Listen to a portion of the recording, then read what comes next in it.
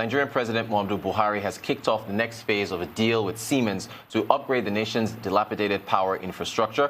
The government of Africa's largest economy and the German engineering firm signed an agreement last year to rehabilitate and then expand the country's electricity grid.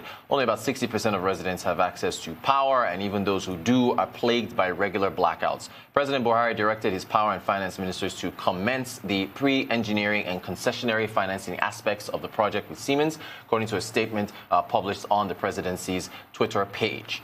Still in Nigeria, as part of its monetary and financial policy measures to further mitigate the impact of the coronavirus pandemic on households, businesses, the Central Bank of Nigeria has approved regulatory forbearance for the restructuring of credit facilities for OFIs, other financial institutions, and that subsector. Arise Business Analyst Chika Mbonu joins me now to discuss these matters. You're welcome, Chika. Thank you for joining us. Yeah, good morning. Starting with electricity, with the president's go-ahead now to get things going with Siemens. How do you see that playing out with what they've tweeted? Do you recall that when the announcement of the contract agreement in July 2019 was made, we actually celebrated it in this program because we've been asking for why does Nigeria deal with Second 11?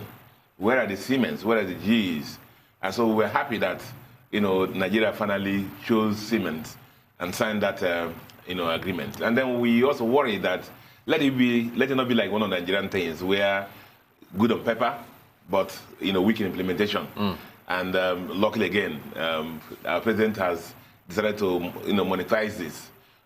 Sadly, do recall that it was on this Siemens deal that our former chief of staff was working on, traveled and got the COVID problems.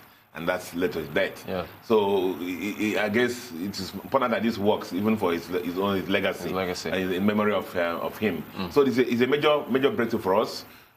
We are happy that the president is this is on the top of the president table and is making sure that things work in the way they have structured it. Now, what do you think about the president's? They sent out a tweet saying that there's not going to be any middlemen. It's direct government to government. So, you think, for transparency and so on, how do you think that? This kicked off actually when the president of the Germany came into Nigeria and had a meeting at Aso Rock with the president. That's when they think 2018. That's when August 2018. Yes. That's when they think that's what led to the Siemens transaction. And so, yes, Nigeria suffered from the past from middlemen. So let's get it right. I'm happy that the critical success factors for typical successful project management are things that they are deploying on this project. Let everything be government to government. No middlemen, to make sure that Nigeria gets the value for money that is spent and the things work the way they've been planned. And ensure that project from conception to execution works the way it does. Okay, and then finally, they also in the tweet said that they are having the IFC, International Finance Corporation, to audit, if you will, or reevaluate the discos. How do you think that will turn out, or then that decision? Yeah, before the discos and the transmission company, they actually participated in the process of the Siemens transaction. And so every stakeholder knew what's going to be their role or what's going to be involved. Yes. So this is one of those issues. The involvement of IFC is to ensure transparency in the process. If you allow some other person to do it, the discos will say they will not get a fair deal.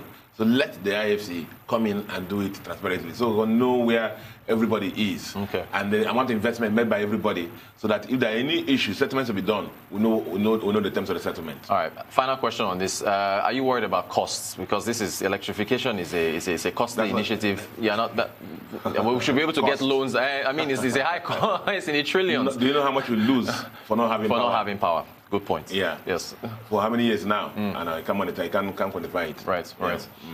Fantastic. Okay, on to the next topic. The central bank, they sent out a tweet as well yesterday saying that they're going to extend the assistance that they're giving to households, businesses, to OFIs, these other financial institutions. Yes. So I mean, you see, usually the way the central bank works is that when they have circulars, they give circulars to DMB, the deposit money banks, and then subsequently they also give their own circulars to OFIs. OFIs, deposit money banks, are basically the banks that we know. Yes. Licensed banks that we know.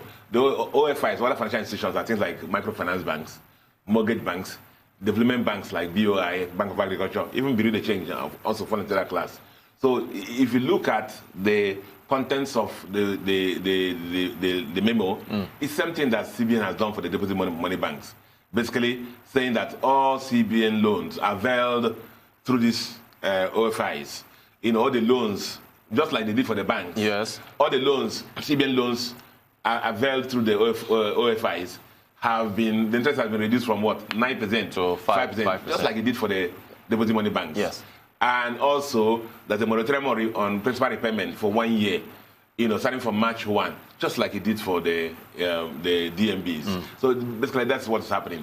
In line with the CBN support for companies and corporations during this COVID crisis.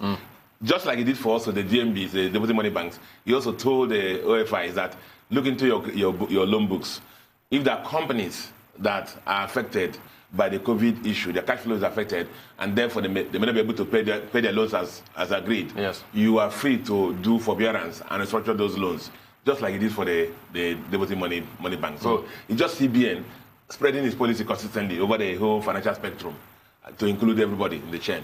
And is that a possibility? Because there's so many institutions. Is that as far as the net's been expanded to take care just like every economy is doing. This is what we're doing here. Yeah. So of course, Dude, there's been some talk about the moratorium. If 1 year is enough, they said they took it from March 1st to 2021. Can that possibly be extended to give them? Do recall that everybody is doing all this timing is on the basis of we think that at worst the impact of COVID will just be 1 year. 1 year. Some like saying 6 months. Some like saying, so that's basically what is. Some like say, by December this year, COVID, challenges should reduce. Maybe they have vaccine, and the effects should be moderate. So at the worst, add another 6 months, maybe by next year it will be okay. That's basically why everybody does. So if it happens that the challenges of COVID spread post the 1 year moratorium agreed, I'm sure that it can be worked out and extended. To extend it. Fantastic. Thank you for that analysis. Okay, third talk of the Monetary Policy Committee meeting is taking place today. I wanted to talk to you, get your thoughts on one aspect which you've actually talked about on the show before, the cash reserve ratio. And, there's been talk about it's at 27.5, but there's been talk that the effective CRR is actually higher. Please, your thoughts, please. I always say that what we learn in economics, in the best schools, when it comes to Nigeria, you need to modify it and apply it to Nigeria. Now, look at it this way. With the economic spectrum that's happening now, what central bank governors are doing, it's like they're trying to reduce interest rates to enable more money come into the system, to reflect the economy, so that expansionist, policy, so that money will be available in the system to bring out the economy from the recession that supposedly is already in. That's basically what it. But see, Nigeria historically has always been known that when there's a lot of naira, only one thing happens. It's just a few dollars that we have. Right. And that our results have been cratering. Our foreign exchange have been falling because of oil prices fall. So CBN, no matter what you look at, there is like a pilot that's in the turbulence or have issue. The issue is to land the plane. So the major criterion for them always is that how do we manage foreign exchange? Right. And for them, that's very important. What kind of exchange rate? Do you want the exchange rate to balloon to 600 or whatever it is? See, look at it. I did an analysis of the top 5 banks. Their balance sheets at March 31st, 2020. And I added the cash reserve ratio, that's receipted funds with CBN. It came to, for the top 5 banks, it came to about 4.6 trillion. 4.6 trillion. Wow, that's okay. Cash sterilized in CBN. Not the deposit they brought in. Remember, they're paying interest on these deposits to customers. But CBN has taken them and quarantined them in CBN, and no interest on them. One analyst, I think Bloomberg, said that it's becoming very difficult to implement CBN policies, because on one hand, CBN is saying, we're implementing the LDR, the loan to deposit ratio, banks go out to lend. On the other hand, behind them, you just use pins to open up their deposit tabs so that everything be leaking through cash reserve ratio. So how you're drying up liquidity in the system. You're telling banks to go and, to go and lend with what money? So that becomes the problem. But we know that the CBN cap is a difficult cap in the sense that they're looking at our exchange rates. For them, that is major. That's major. That is number one challenge you always face. How do we moderate exchange rates? If we open up the tap for Naira, it's going to chase the few dollars that we have. And exchange rate can balloon to the high heavens. And so that's basically always the issue. And that's why it's not surprising for you, therefore, that when other central banks are reducing interest rates, yes, ours were just doing nothing. I see, because of the challenges that they're facing. Yeah. Okay, so with that in mind, you've allocated that they should at least reduce CRR, yes? As I said, I will tell you that with all the song that we're singing, we're going to depression, we're going to recession, we're going to recession. What you actually do is what? You reflect the economy. That's what you do. Provide more money to the system so that investments are going to be made, people are going to be employed, and so on and so forth. But the issue is that if you do that, you will now... you're going to keep high. It's quite a Remember dilemma. Also, inflation is at 12.3 something, 12.34 thereabout. So more Naira is also going to cause more inflation. Challenges are serious.